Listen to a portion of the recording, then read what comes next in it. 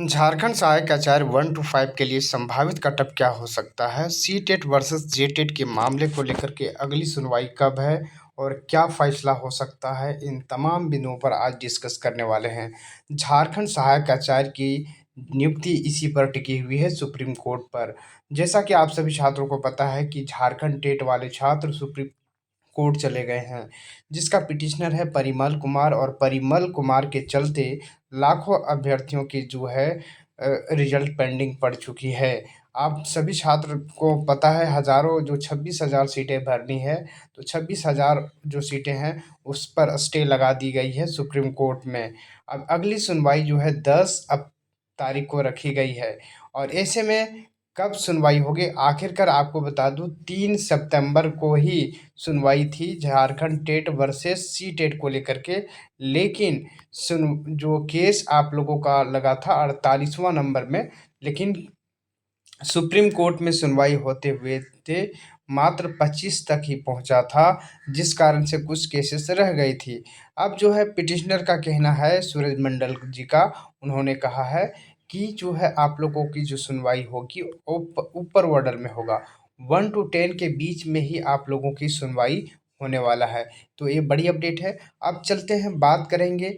अब 10 तारीख को एनी हाउ आप लोगों की सुनवाई हो ही जाएगी। उधर सरकार भी कपिल सिब्बल को उतार रही है वकालत करने के लिए, स्टे हटाने को लेकर के।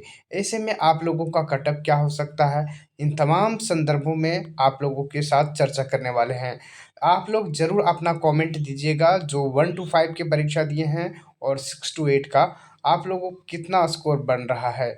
चलिए, सबसे पहले हम बात करेंगे सहायक आचार्य के लिए। तो सहायक आचार्य 1 to 5 में पारा टीचर और नॉन पारा टीचर दो तरह के कैंडिडेट अप्लाई किए हैं।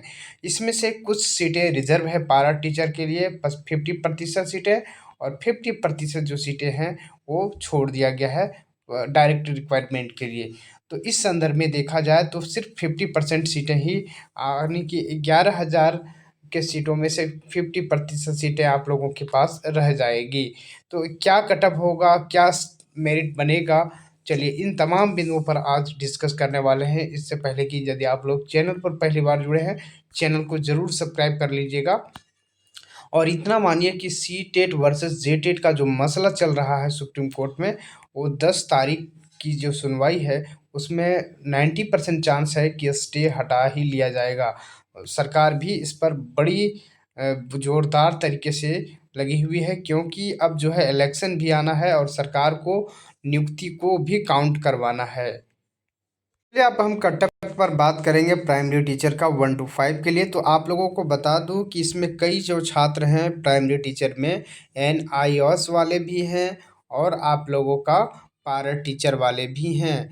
तो कुछ कैंडिडेट डिस्क्वालीफाई भी होंगे, कुछ छात्र ऐसे आजमाने के लिए भी फॉर्म भरे हुए हैं। तो टोटल जो है 31,000 के आसपास छात्रों ने आवेदन किया था। परीक्षा जो है आप लोगों का 24,000 लोगों ने दिया है। ऐसे में कुछ छात्र जो है लगभग 4 से 5,000 कैंडिडेट लगभग NIOS वाले होंगे। तो इतना मान लीजिए 4 ही हज़ार कैंडिडेट है, तो 20,000 आप लोगों का जो है छात्र हैं। टोटल जो है 11,000 सीटें हैं। कितने सीटें हैं? 11,000। उसमें से जो है पारा टीचर वाले का तो सीटें रिजर्व है, 5500 सीटें। तो 5500 सीटें जो है आप लोगों का रिजर्व है। ऐसे में पारा टीचर की संख्या कितनी है? तो 7 से 8,000 के आसपास पारा टीचरों की संख्या है, जिसमें से जे टेट तो कम ही थे, लेकिन अब सी टेट को भी ले लिया गया है, तो 8,000, 7-8,000 के आसपास हैं। और बाद बाकी जो 12,000 है, इसी में ज़्यादा फाइट होने वाला है। अनरिजर्व कैट जो सीटें हैं डायरेक्ट रिक्वायरमेंट के लिए जो भर्ती होगी, तो 12,000 सीटों में आप लोगों को फाइट करना है। तो आप लोगों के लिए 3 पेपर दिया गया है, और 3 paper, first paper qualifying nature का था। इसमें भी 1% जो छात्र होंगे डिस्क्वालीफाई भी हो सकते हैं, क्योंकि आप मान लीजिए 1,000 कैंडिडेट तो 500 कैंडिडेट डिस्क्वालीफाई भी होंगे। लेकिन लगभग चांस है कि 2 से 300 छात्र तो डिस्क्वालीफाई होते ही हैं पेपर 1 में। पेपर 2 और पेपर 3, ये दोनों से मेरिट आपका बनना है। पेपर 2 जो है जो कई छात्र खोरठा रखे हैं, नागपुरी रखे हैं, पंच परगनिया रखे, सब अलग अलग रीजनल पेपर रखे हुए हैं। तो कुछ क्वेश्चन जो है आउट ऑफ सिलेबस भी दिया गया था, और इसको लेकर के कोर्ट में भी कई छात्र चले गए थे। जैसे पंच परगनिया वाले लोग चले गए थे कि आउट ऑफ सिलेबस पूछा गया है। लेकिन आपको बता दूं कि आउट ऑफ सिलेबस सिर्फ पंच परगनिया में ही नहीं पूछा है, खोरठा में भी 30 से 40 क्वेश्चन पूछा गया है, जो कि सीजीएल का सिलेबस में दिया गया था, वैसा क्वेश्चन पूछा गया है। जबकि यहाँ पर प्राइमरी टीचर में नहीं पढ़ना था। अब पेपर 3 जो है 300 नंबर, यही जो है आप लोगों का डिफ़र करने वाला है, क्योंकि किसी का साइंस पोर्शन अच्छा था, बहुत टफ क्वेश्चन पूछ लिया गया था, और स्टैटिक जीके जो 50 क्वेश्चंस वाले थे वही थोड़ा-सा नॉर्मल पूछा गया। साइंस वाला तो डिफ़िकल्ट पूछा गया था, पूरा डिफ़िकल्ट बोल सकते हैं। और आप लोगों का मैथ भी था, तो मैथ तो ठीक ही ठाक था, और बायोलॉजी था, केमिस्ट्री था। तो इस सारे क्वेश्चंस को मिला दें तो आप लोगों का ये मेरिट लिस्ट बनाया जाएगा। तो ऐसे में हमने अनुमान जो आप लोगों का रखा है संभावित कटअप, तो ये तीनों पेपर मिला करके आप लोगों का कटअप हो सकता है। ठीक है। पेपर 2 जो होगा वो 200 क्वेश्चंस का था, यहाँ से गलत डिसमेरिट हो गया है। 200 क्वेश्चन यानी टोटल 300 क्वेश्चंस का मैंने 300 रॉ मार्क्स को लिया है। 300 में से यदि आपका 190 से 200 के बीच आ रहा है, जो नॉर्मल कैंडिडेट हैं, जो नन पारा है उनके लिए बता रहे हैं, तो आप लोग सेफ हैं। 185 से 90 के बीच है तो सेफ हैं। ओबीसी 2 की बात करें तो ओबीसी 1 में 183 से 190 के बीच, और ईडब्ल्यूएस के लिए 180 से 90 के बीच है तो सेफ हैं। एससी कैटेगरी के लिए 160 और एसटी कैटेगरी के लिए 140। इतने मार्क्स आप लोगों को आ रहा है तो बिल्कुल आप लोग सेफ मानिए। आप लोग अपने डॉक्यूमेंट को रेडी रखिए। अब चलिए हम पारा टीचरों के लिए बात कर लेते हैं। तो पारा टीचर का क्या होगा कटअप? तो पारा टीचर में यदि जनरल कैटेगरी से हैं तो 140 नंबर आ रहा है तो बिल्कुल आप लोग सेफ है। ओबीसी 1 में 135 से 40 के बीच, बीसी 2 में 135 से 140 के बीच, एससी कैटेगरी का कटअप और एसटी कैटेगरी के कटअप ये दोनों ही कम रहने वाला है, यानी मिनिमम कटअप पर इसका जो है मेरिट बनेगा। देखिएगा आप लोग मिनिमम कटअप पर, क्योंकि सीटें एसटी का खाली रह जाएगी। ठीक है, क्योंकि इसमें कैंडिडेट बहुत ही कम है, पारा में बहुत ही कम है, यानी मान लीजिए कि इसमें सीट खाली ही रहने की संभावनाएं हैं। तो आप लोगों को ये चीज़ें बता दिए हैं। और जो छात्र 6 to 8 का कटअप नहीं देखे हैं तो वो भी देख लीजिएगा, इसका भी वीडियो मैंने बना दिया है। कई छात्रों के कमेंट करने के बाद मैंने 3 महीने के बाद ये वीडियो बनाया है, तो क्योंकि हमारे पास समय नहीं मिल पा रहा था जिस कारण से आप लोगों को कटअप नहीं दे पा रहे थे।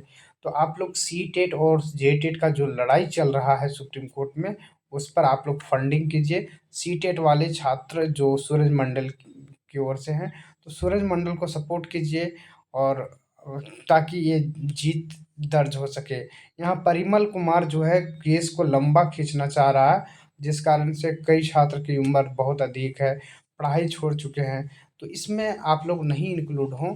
जे टेट वाले छात्र जो है, हम किसी एक के संदर्भ में नहीं कहना चाहूँगा, लेकिन यहाँ पर सबसे गलतियाँ कही जाए तो परिमल कुमार कर रहे हैं, क्योंकि हाई कोर्ट ने आप लोगों को फैसला सुना ही दिया है, तो आप लोगों को सुप्रीम कोर्ट जाने का क्या मसला हो सकता है। तो जे टेट वाले जितने भी छात्र हैं, मेरा आग्रह होगा कि आप लोग फंडिंग ना करें, ये आप लोगों को हारना तय है। काहे कि सी टेट किसी एक भी राज्य ऐसा नहीं है जहाँ पर सी टेट लागू नहीं है। जैसे बिहार हो गया, यूपी हो गया, हर राज्यों में सी टेट को वैलिड माना गया है। अब देखिए झारखंड में 7 साल से तो हुआ नहीं है टेट का परीक्षा, तो सीटेट को तो मौका मिलना है। आप आप ही आप सीटेट वाले अभ्यर्थी के सामने यदि जेटेट को बैठा दिया जाए तो कैसा महसूस कीजिएगा?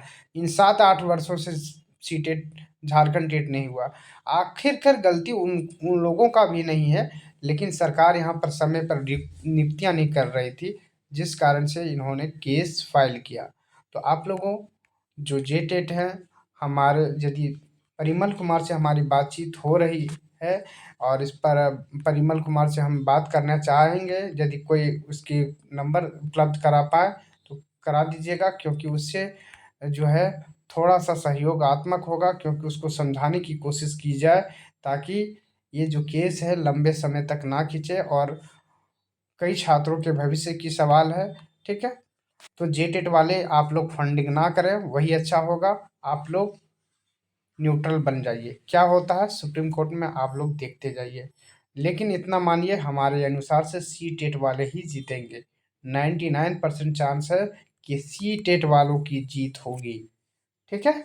आप लोग और अच्छा इसमें क्या गलतियाँ हैं, क्योंकि जो हाई कोर्ट ने फैसला दिया था, उसमें से ये भी कहा गया है कि जो झारखंड के स्थानीय निवासी हैं, उन्हीं को मौका दिया जा रहा है। बाहर का वाले को तो नहीं मौका दिया जा रहा है, अदर स्टेट वाले का, सीटेट का।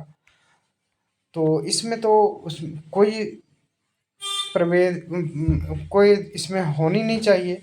लेकिन यहाँ पर राजनीति चमकाने के लिए और पैसे कमाने के चलते पिटिशनर पैसे कमाने के चलते ये सुप्रीम कोर्ट पे केस चल रहा है। तो ये सभी चीज़ नहीं होना चाहिए हमारे अनुसार से। तो बिल्कुल आप लोग परिमल कुमार को समझाने की कोशिश कीजिए, जो उनके करीबी हैं, जो जेटेट वाले छात्र हैं। और आप लोग चैनल पर यदि पहली बार जुड़े हैं, चैनल को ज़रूर सब्सक्राइब कर लीजिएगा। Thank you for watching.